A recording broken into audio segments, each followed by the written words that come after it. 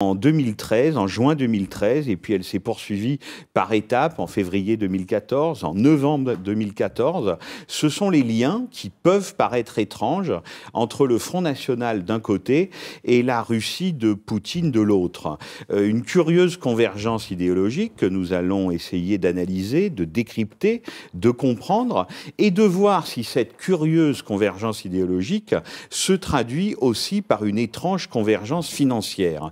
C'est ainsi qu'en novembre, Mediapart livrait les premiers résultats de son enquête sur les emprunts, l'emprunt russe et puis les emprunts russes du Front National, comment le Front National a trouvé des banques russes pour lui prêter de l'argent. Pour vous raconter cette histoire, il y aura avec moi 4 journalistes de Mediapart, Marine Turki, bonsoir, bonsoir, spécialiste du Front National, Karl Lasque, journaliste d'enquête qui suit les réseaux financiers, et Agathe Duparc, qui est basée à Genève et qui s'intéresse particulièrement à la nouvelle oligarchie russe autour de Vladimir Poutine. Et donc, je le disais, Edoui Plenel ne va pas tarder à nous rejoindre.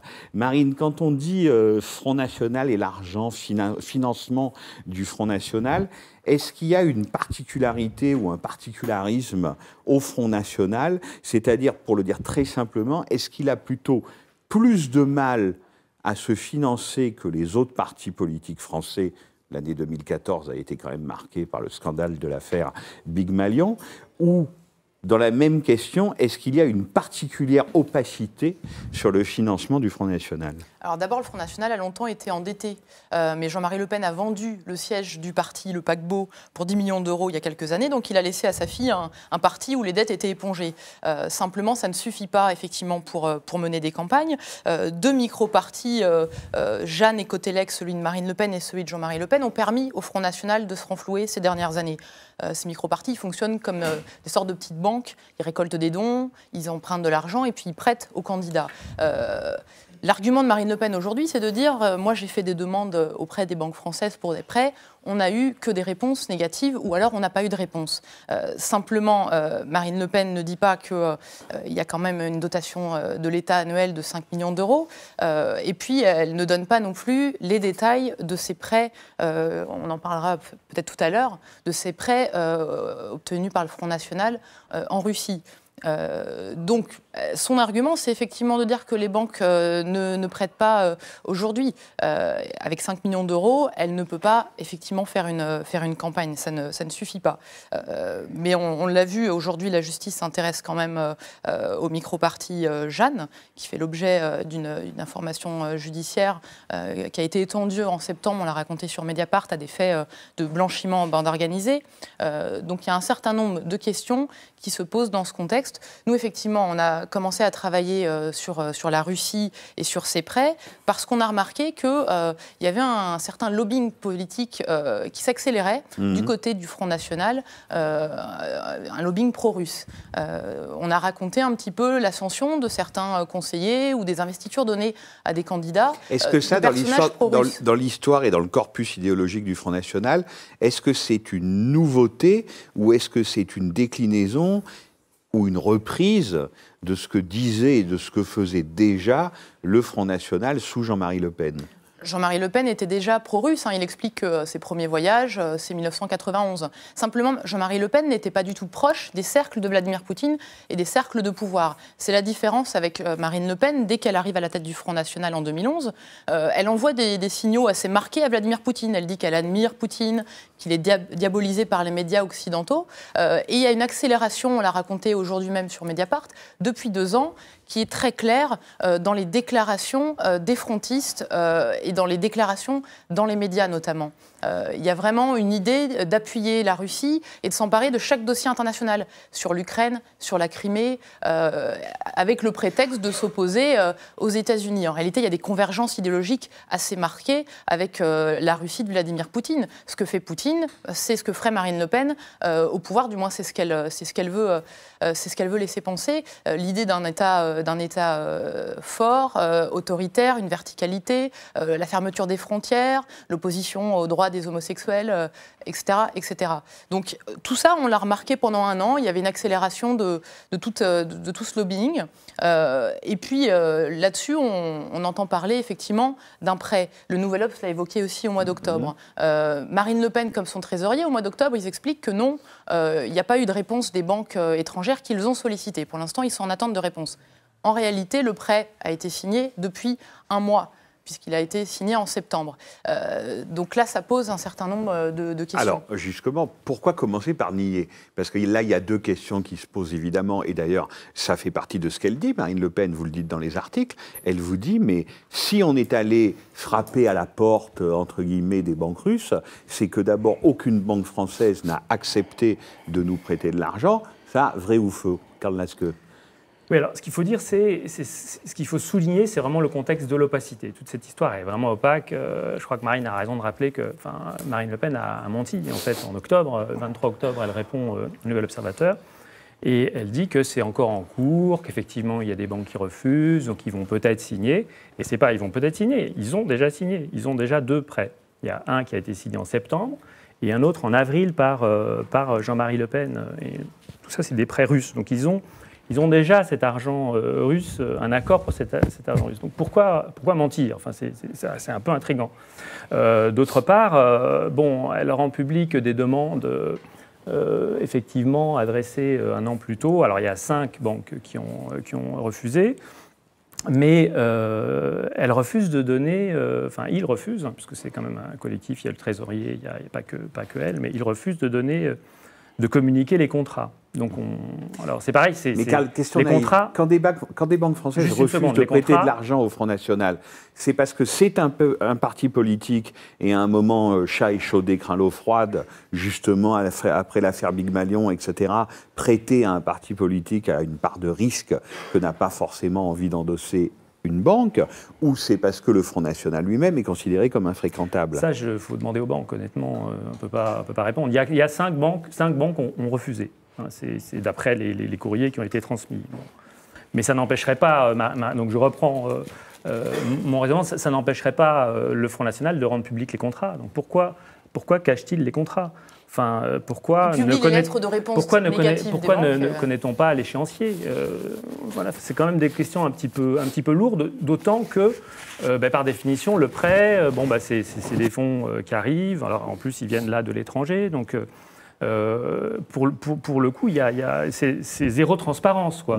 Donc, on a de grosses interrogations, d'autant plus que les entretiens qu'on a pu avoir avec des responsables du Front National font état d'un niveau de demande encore plus élevé. C'est-à-dire que là, on a donc, pour résumer, un prêt de 2 millions qui est accordé à Cotelec, l'association de Jean-Marie Le Pen, en avril. On a un contrat de 9,4 accordé en septembre au Front National, mais les responsables du Front National, y compris Jean-Marie Le Pen, confirment que leurs demandes et leurs besoins sont beaucoup plus importants. Donc certains évoquent assez tôt, quand on les appelle, des besoins estimés à 40 millions d'euros. Jean-Marie Le Pen nous dit, lui, de son côté, qu'il cherche également, pour son association de financement, qui est distincte et qui est une structure distincte, 20 millions d'euros. Donc on est déjà sur des volumes financiers très importants qui sont destinés à financer non seulement les prochaines élections départementales, mais la présidentielle, les législatives, etc. Donc c'est vraiment une machine, c'est vraiment la machine électorale qui s'apprête à financer avec cet argent russe. C'est-à-dire que cet argent sert vraiment à abonder la machine électorale. Et d'ailleurs, le Front National considère qu'ils rembourseront cet argent une fois que l'État leur aura donné de l'argent après les campagnes électorales, y compris celle de 2017, si j'ai bien compris. C'est ce qu'ils expliquent aujourd'hui, mais ils ne donnent pas le détail de l'échéancier du remboursement. Sur combien de temps, Même le taux d'intérêt, longtemps, n'a pas voulu être livré par plusieurs frontistes qu'on interrogeait sur cette question précise. Jean-Marie Le Pen, lui, en tout cas, explique que le Front National doit avoir des moyens à la hauteur de son ambition. Il parle de déménager, de trouver un nouveau siège qui peut-être ne sera pas à Nanterre, qui sera plus pratique. Il parle de réembaucher du personnel, puisque lui, sur 120 personnes qui avaient au siège, il s'est débarrassé de 100 personnes, c'est ce qu'il nous a expliqué. Donc il explique qu'il y a... Qui étaient des permanents du Front National. Oui, c'est des permanents, 120 permanents, il en a 100 en moins, donc ça fait quand même une différence. Il explique aussi qu'il n'y a plus de journaux du Front National. Donc c'est tout ça que le Front National, dans l'optique de 2017, veut remettre en route. Et ça explique les sommes élevées qui ont été demandées, qui ont été évoquées dans les négociations, en tout cas. Et puis il vous dit dans le papier, dans l'optique des départementales, il faut qu'on ait des candidats partout. Tout ça coûte beaucoup d'argent. Tout le monde nous demande de l'argent. Tous les candidats sont en train de frapper à ma porte, etc., etc. C'est-à-dire qu'on voit bien qu'en fait, c'est vraiment de l'argent, de la distribution de campagne pour les départementales de mars. Là, il évoque clairement les départementales et les régionales qui sont les deux échéances à venir. Effectivement, il explique qu'il y aura, je crois, 4000 candidats, puis au régional des candidats dans 13 régions. Donc, tout ça, ça fait des échéances qu'il faut anticiper. Et puis, le Front National a des ambitions évidemment importantes d'ici 2017. Donc, ils sont en train de préparer. Et depuis 2 ans, puisque tout ça, encore une fois, a commencé depuis 2 ans, ce lobbying qu'on racontera avec Agathe, également cette sollicitation auprès de plusieurs intermédiaires assez clés. Et puis pour finir sur l'opacité, sur la commission qu'a perçue l'intermédiaire Jean-Luc Schaffhauser, l'eurodéputé frontiste, là aussi il y a beaucoup de questions auxquelles le Front National ne répond pas. Oui, c'est ce que je voulais souligner. Enfin, c'est l'autre point qui est quand même un peu hallucinant. C'est-à-dire qu'on a maintenant un député européen qui a touché en plus une commission de 140 000 euros. Sur le prêt qu'il a obtenu pour son propre parti. C'est là où l'enquête devient passionnante. C'est comment, quand on est un parti politique français et qu'on s'appelle le Front National, comment on trouve des banques russes prêtes à vous prêter de l'argent, et autant d'argent, puisque là, on parle quand même de sommes qui excèdent très largement les 10 millions d'euros. C'est-à-dire, comment on trouve les poissons pilotes qui vous amènent jusqu'aux banques ? Il y a une autre, mais je vais finir sur la question de l'intermédiaire. Il y a une autre dimension qui est quand même d'ordre éthique, c'est-à-dire que comment est-ce qu'un élu peut accepter de prendre une commission sur un prêt qu'il dégote, entre guillemets, pour son propre parti politique. Enfin, et puis c'est pas petite commission quand même, 140 000 euros. Alors il était intermédiaire pour le groupe d'assaut auparavant, avant d'être élu, mais c'est quand même quelque chose de stupéfiant, d'autant plus qu'il ne veut pas nous dire, il veut pas non plus dire par quel circuit, à quel endroit. Visiblement, il a été payé au Luxembourg, c'est pareil, ça reste confidentiel. Donc là, il y a vraiment tout cet ensemble, tout ce dispositif qui est quand même un dispositif énorme et réellement problématique par rapport, y compris à la législation sur le financement des partis, parce qu'on a quand même des lois de transparence qui sont destinées justement à aplanir, puisque de fait, la collectivité, les citoyens de ce pays financent les partis politiques en fonction de leurs résultats, etc. Et là, on a un dispositif qui échappe complètement à la Mais ça veut dire qu'emprunter de l'argent à des banques russes peut déjà empêcher, d'ores et déjà, être un frein à la validation des comptes de campagne. C'est interdit par la loi ? Non. L'emprunt n'est absolument pas interdit, mais la Commission ne vérifiera pas l'emprunt lui-même. Elle n'a d'ailleurs pas le détail des prêts. Elle a un montant global, mais ce sont les commissaires aux comptes qui ont les compétences pour contrôler ce type de prêts. Qui sont ces banques ? Alors, on a une petite banque qui était quand même là. Actuellement, elle est la 147e banque de Russie. Bon, elle a eu plusieurs vies, cette banque. En fait, elle s'appelle la First Czech Russian Bank. Jusqu'en 2002, c'était un obscur petit établissement qui avait été créé par une banque postale tchèque, une autre banque russe. Bon, elle a été rachetée après par un géant de la construction des gazoducs, Strømsgodstrans. Bon, elle a été un temps, elle appartenait au capital de Strømsgodstrans. Puis tout d'un coup, bizarrement, elle a été revendue au vice-directeur financier de cet établissement, qui est devenu monsieur vitrine de étrange banque qui s'appelle Roman Popov, qui a vraiment un profil très terne, très peu charismatique. Donc on imagine, c'est sûr, les liens qui ont pu se nouer. Comment est-ce que ça c'est vrai qu'on a encore des choses à apprendre. Ce monsieur a par ailleurs un beau-père qui est un ancien du KGB, pur et dur, vraiment un type qui était le KGB russe en 91 au moment du putsch contre Yeltsin, qui est le numéro 2, semble-t-il, de cette petite banque. Donc il y a énormément d'interrogations sur la manière dont se sont passées les choses. Et on ne sait pas d'où proviennent les fonds de cette petite banque? Alors cette petite banque, encore une fois, jusqu'entre 2002 et 2007, appartenait à ce géant de la construction du gaz, Stroystransgaz. Donc ça, il y a effectivement une proximité peut-être avec le pouvoir. Qui lui peut être mis dans la catégorie des nouveaux oligarques. Voilà, tout à fait, qui vivait essentiellement de ses commandes de Gazprom. Donc là, il y avait de quoi faire. Et bizarrement, tout d'un coup, M. Roman Popov, illustre inconnu, devient propriétaire à 100% de cette banque. Donc qu'est-ce qui s'est exactement passé? Il se trouve que Stroystransgaz, maintenant, appartient à un oligarque très connu du cercle poutinien, M. Timchenko, qui est donc un des tout premiers et qui est sous sanction, qui est visé à plein fouet par les sanctions. Donc il y a des liens comme ça, mais qui sont pas très... Cette première banque, elle prête combien au Front National? Alors, elle prête 9 millions... 9,4. 9,4. Presque 10 millions d'euros, voilà. donc. Presque 10 millions d'euros. Et on ne sait pas, malgré vos recherches et malgré vos efforts, comment ils sont arrivés à cette banque. Alors, on suppose que c'est Jean-Luc Schaffhauser. Jean-Luc Schaffhauser, c'est celui qui a fait l'intermédiaire. Donc, cet eurodéputé qui a pris sa Front commission. National. Voilà. Et après, Agathe a très bien raconté sur Mediapart que l'intermédiaire russe qui a vu M. Schaffhauser, avec qui il y a eu beaucoup d'échanges, qui s'appelle Babakov.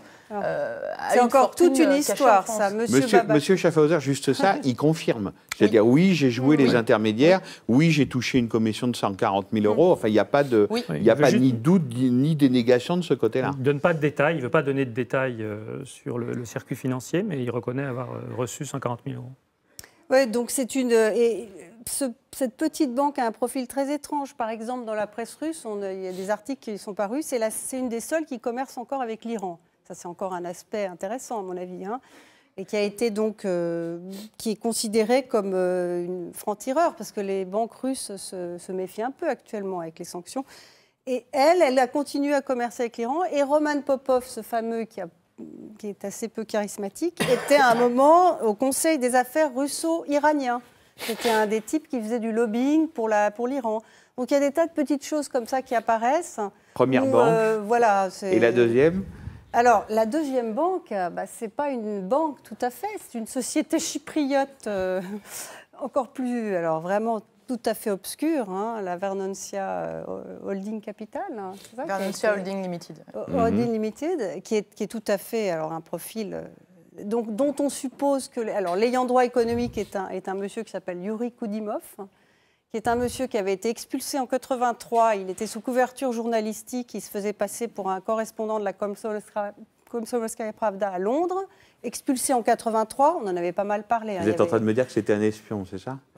On se pose la question. Après, il a eu toute une carrière dans la banque. Enfin, je veux dire, et là, on le trouve comme ayant droit économique de cette petite holding qui prête 2 millions à Jean-Marie Le Pen. À Jean-Marie Le Pen pour son micro-parti, donc il s'appelle la Cotelec. C'est ça? Cotelec. Cotelec, c'est ça. Donc, et là, en fait, pareil, on ne sait absolument pas d'où proviennent ces fonds. Il est impossible de remonter à la source des fonds. Pour l'instant, on n'a pas une visibilité entière de toute cette affaire. Mais bon, il y a d'autres personnages qui interviennent dans l'affaire. Marine évoquait le contact de M. Schaffhauser, donc, qui est un monsieur Alexandre Babakov, un type qui a fait sa fortune en Ukraine, qui est député de la Douma, conseiller de Poutine pour les liens avec les Russes de l'étranger. Donc on voit ce que ça peut apporter comme... et qui est un type tout à fait bizarre. Dans sa déclaration de revenus à la Douma, ce qui est obligatoire aujourd'hui, il déclare 25 000 euros pour l'année 2012. Or, il fait partie des 200 plus riches ukrainiens, oligarques ukrainiens. Il a 350 millions de fortune. Par ailleurs, il a un château en France. Enfin, on est dans une configuration où Vous trouverez la photo du château sur Mediapart. Voilà, ça a l'air assez Saint-Léger en Yvelines. Oui, ça a Il faut l'air bien assez comprendre coquet. que tout ce réseau était dans l'obscurité il y a encore quelques semaines. Aujourd'hui, M. Schaffhauser reconnaît avoir joué le rôle d'intermédiaire. Il reconnaît que M. Babakov est un de ses contacts. Mais tout ça, il y a encore quelques semaines, était complètement dans l'ombre. Et d'ailleurs, M. Schaffhauser était inconnu au Front National il y a encore un an. Il est sorti du chapeau de Marine Le Pen il y a un an. Il remplace au pied levé la tête de liste au municipal à Strasbourg. Donc c'est lui qui prend cette tête de liste. Ensuite, il arrive 3e de liste aux européennes sur la liste de Méric Choprade en Ile-de-France. Donc tout à coup, il est investi. Il ne vient pas du Front National, il vient Son du ascension est centre. particulièrement rapide. Elle pose des questions. Effectivement, lui, il faut un petit peu raconter son profil parce que c'est un personnage clé dans l'affaire. Il est consultant international, tout comme Méric Choprade, l'autre intermédiaire en Russie du Front National. Tous deux sont conseillers internationaux. Et M. Schaffhauser a travaillé notamment pour Dassault, en Pologne. Il explique avoir beaucoup traité avec les Russes dans un certain nombre de dossiers, avoir travaillé pour Total, pour Auchan. Donc il n'est pas venu par hasard au Front National. Et aujourd'hui, on le retrouve au Parlement européen. On retrouve aussi Méric Choprade. Et ces deux eurodéputés montent au créneau très régulièrement sur les dossiers internationaux où il est question de la Russie. Et c'est là où on pose un certain nombre de questions. Est-ce qu'il y a eu ou non des contreparties politiques? La question a été souvent posée à Marine Le Pen. Et elle répond que l'engagement du Front National avec la Russie est très ancien. Mais alors j'ai envie de poser la question peut-être à Agathe du côté russe, parce qu'on se dit tout simplement, est-ce que ça veut dire que les Russes, alors qu'est-ce que ça veut dire les Russes? Poutine lui-même, l'entourage de Poutine, ces nouveaux oligarques qui font quand même une bonne partie de la pluie et du beau temps, même si évidemment ils se méfient de Poutine et qu'il vaut mieux être son allié que son ennemi, est-ce que eux, de leur point de vue, se disent que la carte à jouer dans la vie politique française, et même, qui sait, jusqu'à la conquête du pouvoir, c'est le Front National. Est-ce que ça, on arrive à le documenter? C'est-à-dire qu'ils ont choisi le Front National comme leur parti. Voilà, ils ont mis, c'est le cas de le dire, des jetons sur la conquête du pouvoir par le Front National. Marine Le Pen est très bien accueillie en Russie, sur les chaînes officielles russes. Elle a le droit à des interviews, des déroulages de tapis rouges. Elle a son fan club en Russie qu'on a découvert sur Internet, qui est assez drôle. Il y a effectivement eu des liens, il y a eu des rencontres à Yalta entre Poutine et Philippe de Villiers. Bon, c'est une autre début. Il y avait Méric Choprade. Donc tout d'un coup, on parle d'un parc d'attractions qui va sortir de terre à Yalta sur le modèle du Puy du Fou. Il y a des liens, et puis il y a d'autres. Il y a un autre personnage dont on n'a pas encore parlé, c'est Konstantin Malofeev.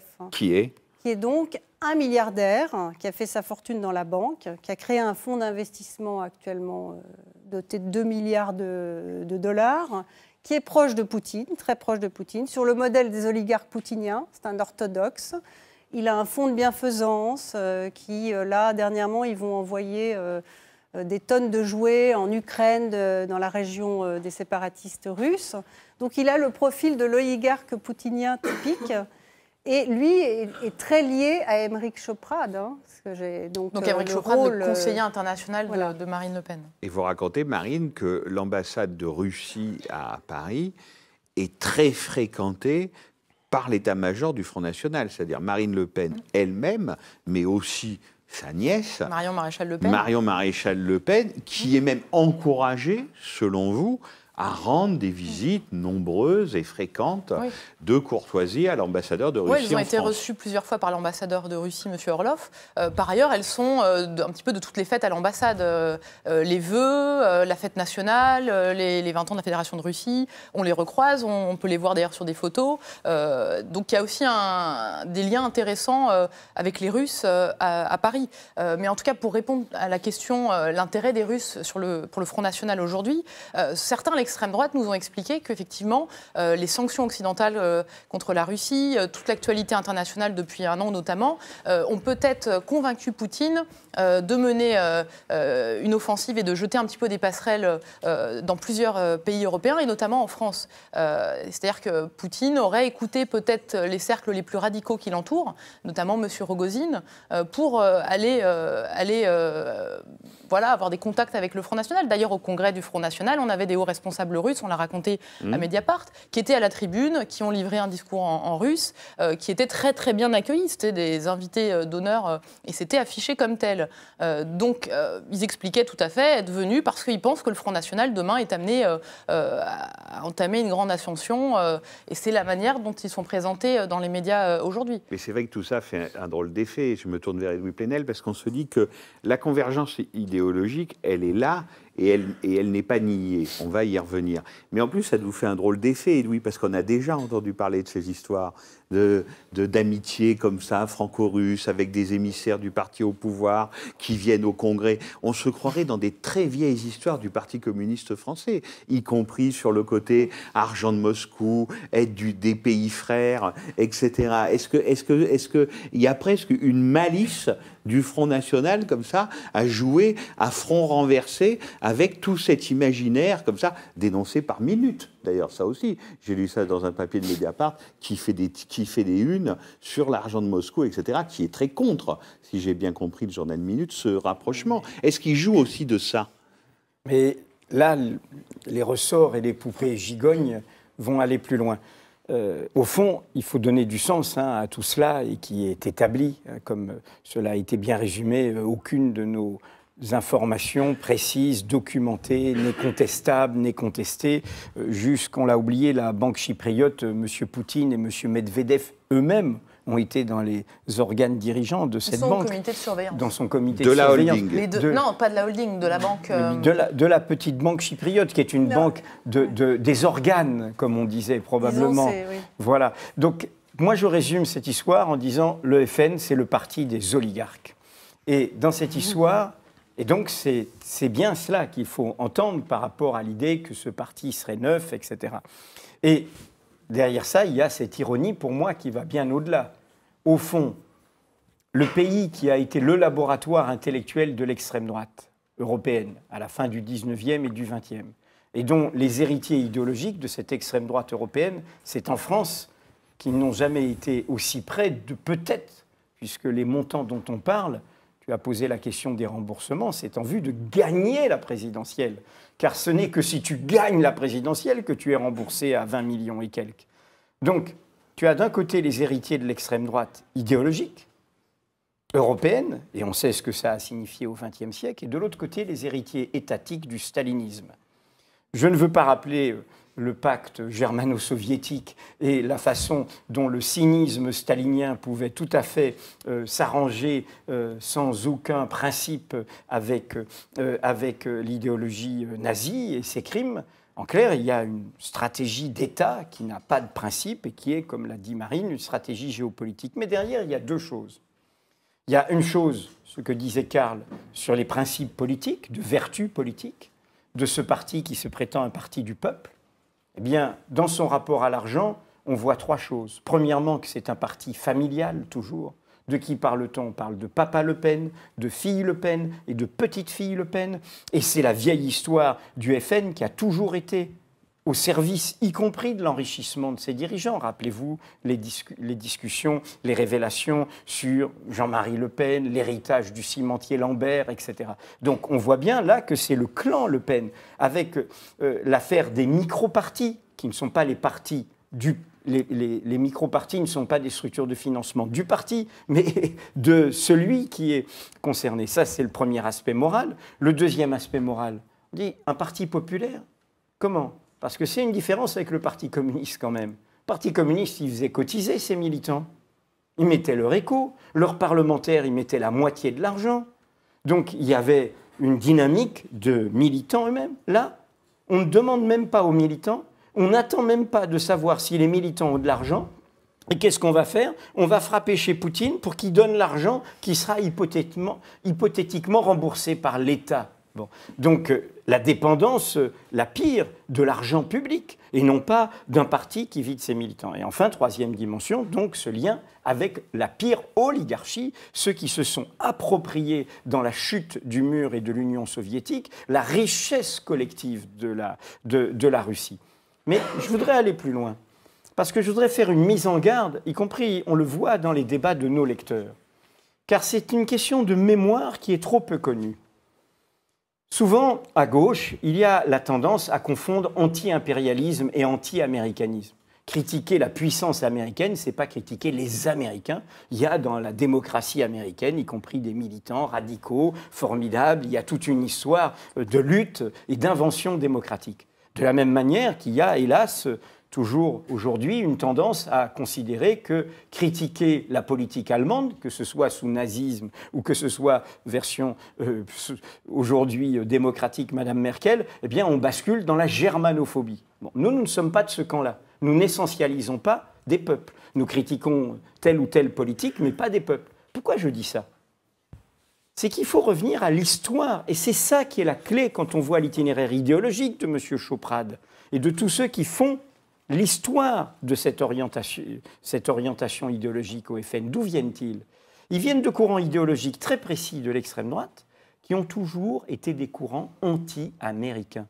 Philippe Roger, l'actuel directeur de la Revue Critique, avait fait un livre très passionnant rappelant que l'anti-américanisme en France, au fin 19e, début 20e, est né en même temps que l'Action française.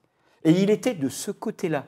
Ce n'est qu'après que dans la géopolitique, la guerre froide, l'Union soviétique, qu'il a basculé à gauche avec le PC français et tout. Mais il était d'extrême droite. Pourquoi il était d'extrême droite ? Avec l'idée que les États-Unis, c'est le symbole du métissage.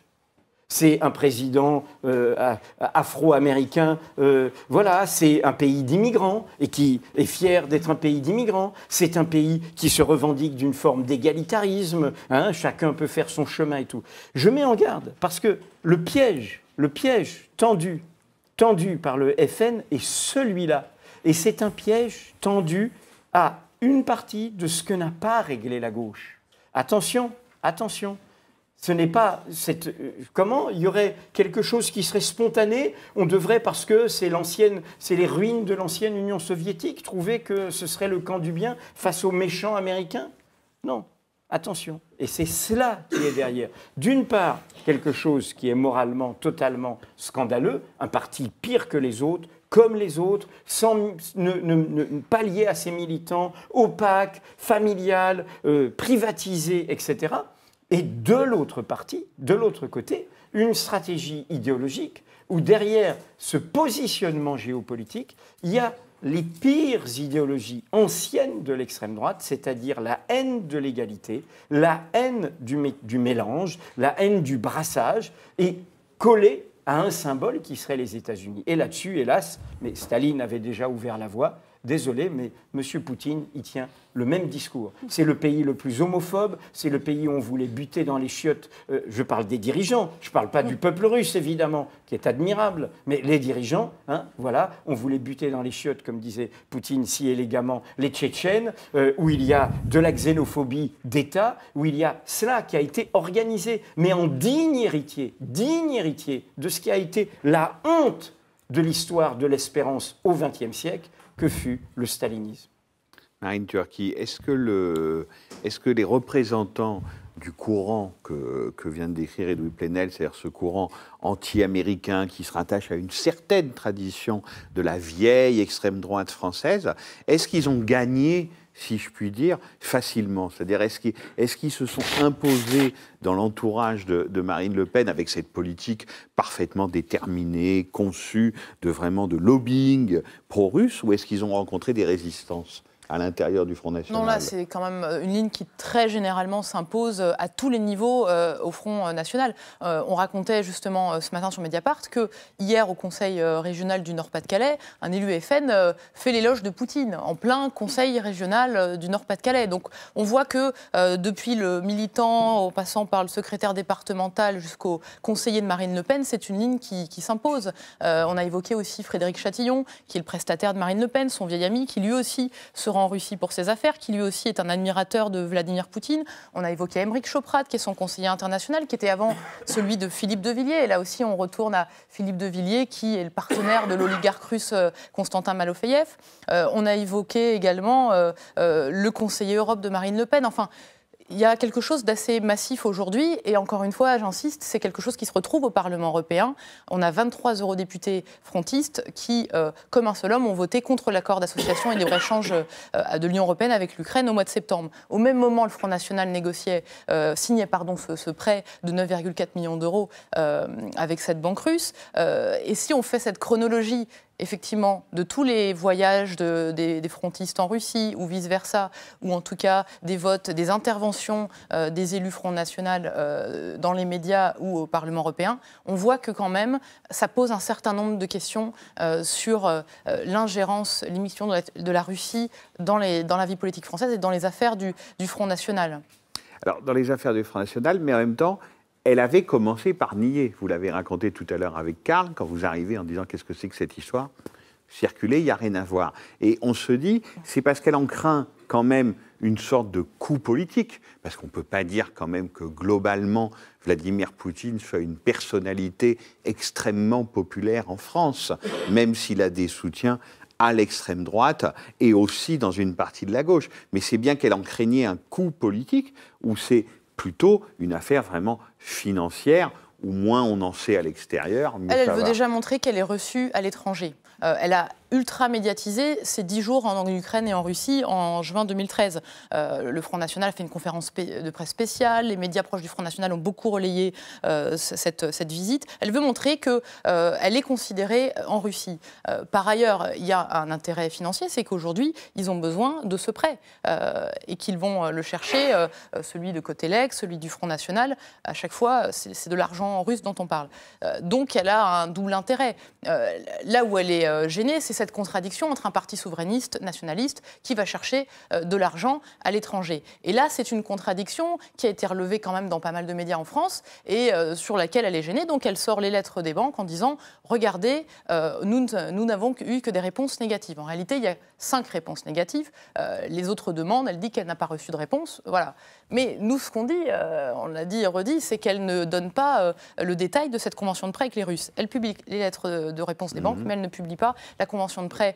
C'est-à-dire qu'on ne sait pas ni comment ni quand cet argent sera remboursé. Exactement. Je réinsiste. Edoui. C'est-à-dire, bien sûr qu'il y a cet aspect financier, mais je pense que cet aspect financier, on ne lui donne pas toute son ampleur si on ne prend pas la mesure du fait qu'il y a un ressort idéologique, de conviction profonde, d'alliance entre un parti souverainiste d'opposition et une puissance potentielle, en revanche, en ressentiment, qui est dans une logique de souverainisme, d'identité fermée, d'identité close. Hein. Et donc, je crois qu'il y a un grand ressort, et encore une fois, qui réavive dans la Bérésina de la gauche, de ses mémoires, de ses histoires, etc., que nous vivons, qui ravive un vieux fil idéologique de l'extrême droite. Encore une fois, l'anti-américanisme obsessionnel a été au départ une machine de guerre de l'extrême droite jusqu'au changement, pourrait-on dire, des années 30 et après. Karl Leske, un dernier mot. Oui, c'est juste une parenthèse pour rappeler quand même historiquement le rapport des Le Pen avec l'argent caché. Enfin, c'est vrai qu'on a un peu oublié, mais je crois que c'est quand même important de dire que c'est vrai que dans son divorce dans les années 80, certains se souviendront que son ex-femme est intervenue pour rappeler l'argent caché de l'héritage du cimentier Lambert, et que par la suite des investigations ont eu lieu déjà sur l'argent de Le Pen là-bas. Bon, alors elles ont permis, les investigations de presse, hein, elles ont permis de révéler l'existence d'un compte au nom de Jean-Marie Le Pen à l'Union de banque suisse. Ce compte était ouvert par un certain monsieur Mouchard, qui était aussi un de ses amis, hein, qui était directeur d'édition, d'une maison d'édition, mais qui était aussi le trésorier de la même association Cotelec. Donc il y avait déjà, et puis Jean-Pierre Mouchard qui avait un petit business familial. Bien sûr. Jean-Pierre Mouchard qui avait aussi des offshore partout, des panaméennes pour ses affaires, etc. Dernier petit rappel, on l'avait signalé, mais qui a ouvert le compte Cahuzac. Mais là, on a encore un proche de Marine Le Pen. Enfin, oui, mais là Philippe Péninck. Non, mais c'est une parenthèse, mais je pense qu'il faut avoir ça à l'esprit, c'est-à-dire c'est-à-dire que Non, mais voilà, on est dans un contexte Tu veux dire que familial. c'est prétendu, parce que le monsieur qui a ouvert le compte Cahuzac n'est pas de la famille Le Pen, mais il est au cœur C'est un de la proche de bande Marine Le Pen. de Marine Le Pen. Si tu veux dire que ces prétendus défenseurs du peuple sont tout à fait prêts à faire affaire avec l'argent caché, l'argent volé, l'argent issu de la fraude et de l'évasion fiscale, mais c'est cela qui, en effet, qu'il faut souligner et qu'il faut dire. C'est-à-dire que l'effet de l'utilité de ces révélations, c'est de montrer aussi l'imposture démocratique et sociale de cette formation politique. Et c'est pour ça qu'ils ne sont pas contents. C'est pour ça qu'ils tapent sur Mediapart. C'est pour ça qu'ils aimeraient bien nous supprimer. Ils tapent sur Mediapart ou ils refusent de vous répondre quand vous posez ce type de questions? C'est essentiellement Marine Le Pen. Ça, Ouais. c'est une consigne de Marine Le Pen qui, elle, ne nous répond pas. Au Front National, d'autres s'expriment tout à fait sur cette affaire. qui refuse qui la présence de Mediapart au Oui. Congrès, quand même. Ouais. Marine Le Pen refuse Mediapart au Congrès et refuse d'ailleurs Mediapart à tous ces événements officiels, conférences de presse, meetings, etc. Ça, c'est automatique et c'est le fait de Marine Le Pen, de son bras droit Florian Philippot. Mais globalement, au Front National, il y a beaucoup de gens qui se sont exprimés sur cette affaire de près et qui nous ont parlé là-dessus.